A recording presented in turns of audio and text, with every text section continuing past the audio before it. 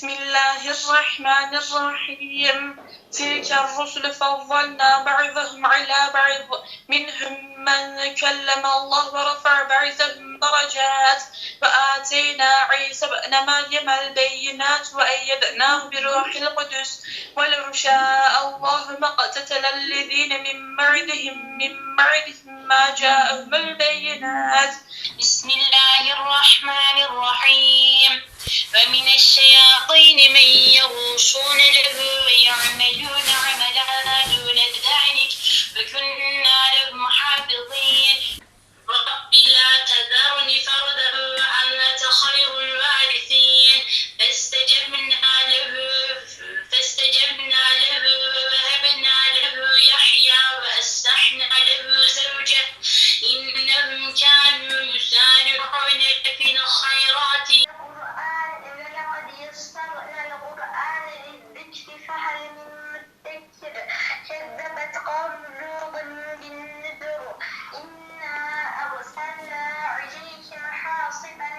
Uzaktan eğitimin de semeresini gördük elhamdülillah. 12 tane uzaktan eğitimle hafızlık yapan hafız adayımız hafız oldular. Bunlardan 5 tanesi Battalgazi ilçemizden, 5'i Yeşilyurt, 2 tanesi de Darende Kur'an kursumuzdan. Bu vesileyle hafızlık konusuna da ben birkaç cümle değinmek istiyorum. Kur'an-ı Kerim malumunuz vahiy metlûdur. Yani ne demek? Tilavet olunan, okunan bir vahiydir. Allah-u Teala'nın, Rabbimizin indirmiş olduğu diğer ilahi kitaplardan ayrılan en önemli özelliği de budur. Mesela Tevrat vahiy metlû değildi. Zebur belki böyle değildi.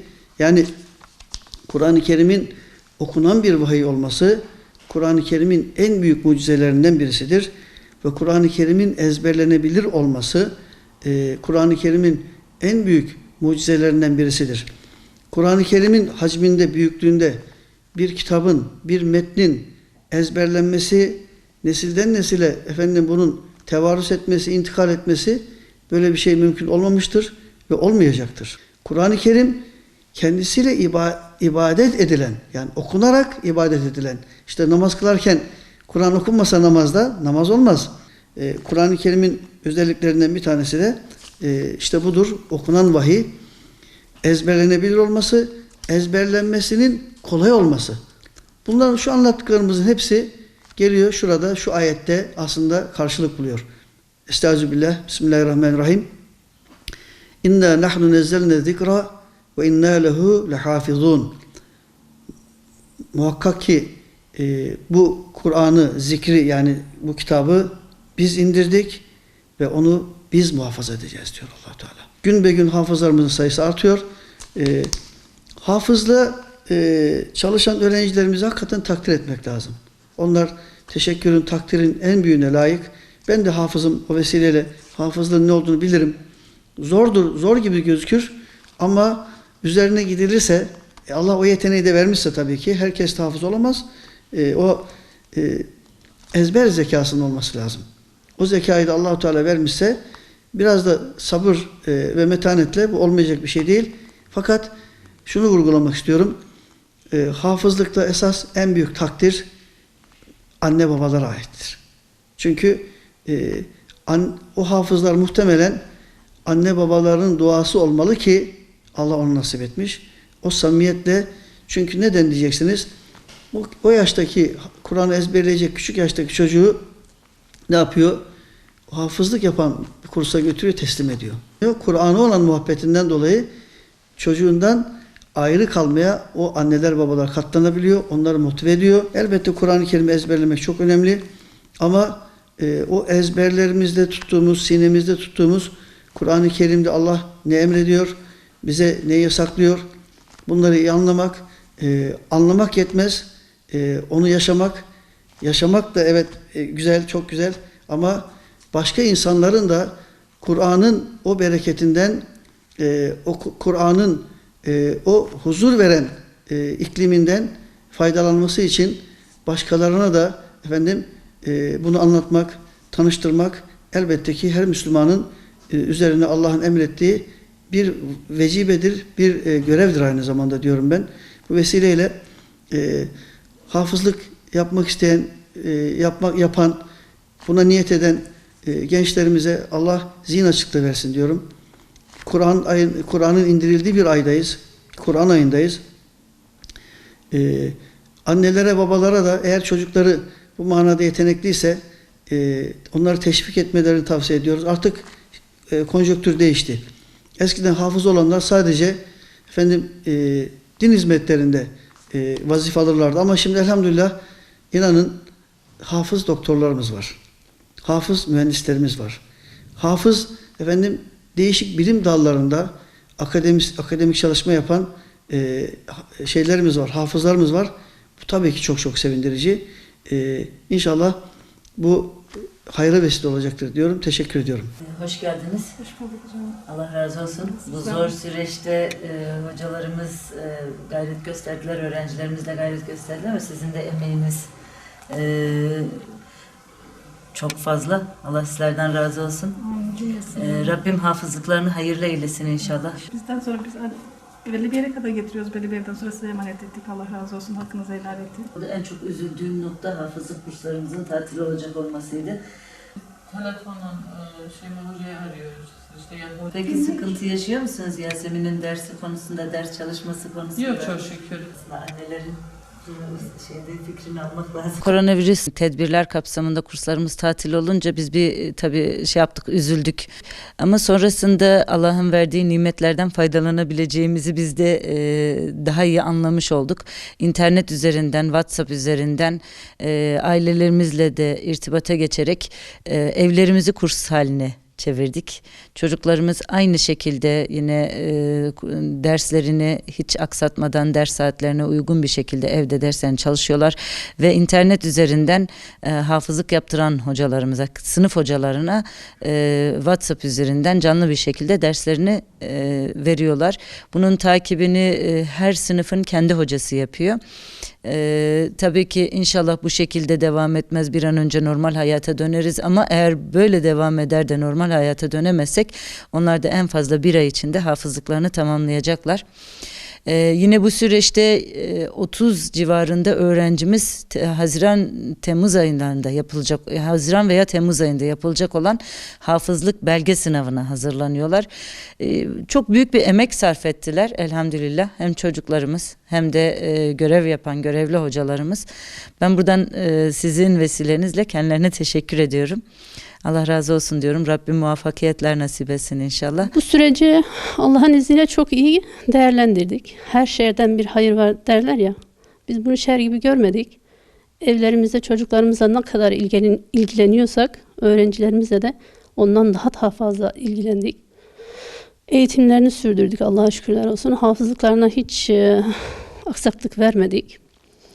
Bu şekilde güzel bir şekilde eğitimlerimize devam ettik Allah'ın izniyle. 2 tane öğrencim hafız oldu. Belgelerini aldılar. Şimdi 8 tane öğrencim de hazırlıyorum Allah'ın izniyle. 1 aya kadar onlar da hafız olacaklar. Hamdan çıkacaklar.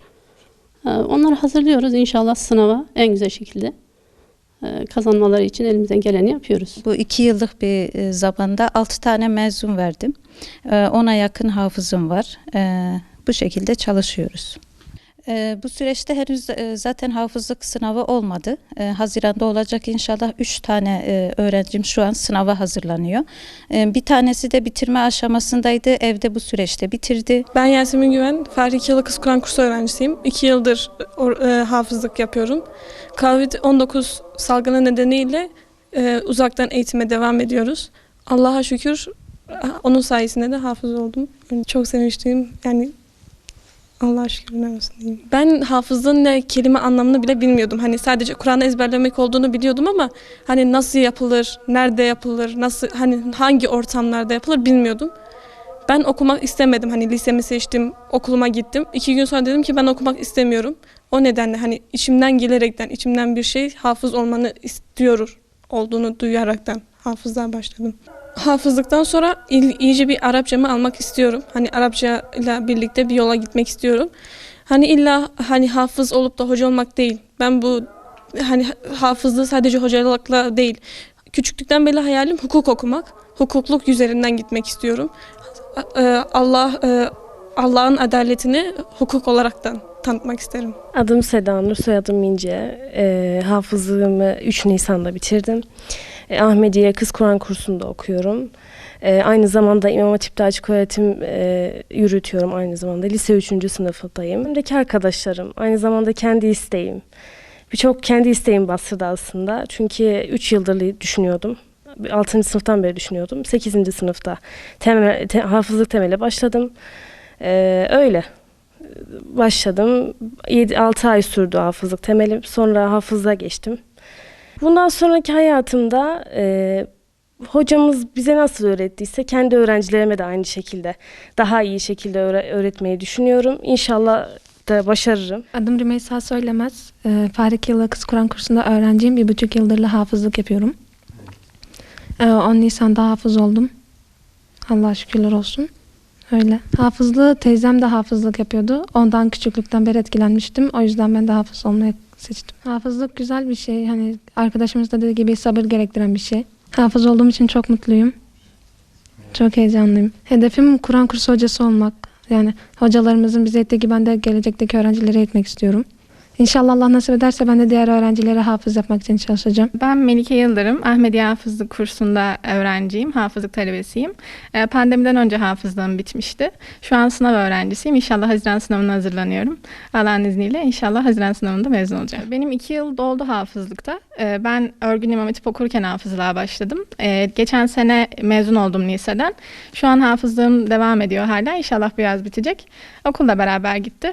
Güzel oldu. Hafızlık gerçekten bir gönül işi, istemek lazım bunu. Sabırlı olmak lazım. Uzun bir süreç. Yani uzun bir yola girdiğinin farkında olması lazım. Zaten bir kere başladıktan sonra Allah yardımcı oluyor. İlk baştaki ben yapamam, edemem gibi düşünceler tamamen vesvese, tamamen kuruntu. İnşallah isteği olan kardeşler başlasınlar. Allah'ın izniyle devam gelecektir. Hafızlık ilimlerin en başında geliyor. Bu bir yolculuk, ilim yolculuğu. Çok derin, çok farklı yerlere açılan bir yol. İnşallah ben bu yola başladım. İnşallah devamını getireceğim. Çok mutluyum. Yani onur verici bir şey. Zaten hocalarımızdan da öğrencilerden Allah razı olsun. Yani insan gurur duyuyor. Öyle yani. Çok mutluyuz yani. Kendi ben yapamayacağım dedi. Hafız olmak istiyorum deyince biz de daha çok mutlu olduk. Ondan sonra getirdik işte hocalara teslim ettik. Allah hocalar da elinde geleni yaptılar çok şükür. Hafız oldu hamdolsun.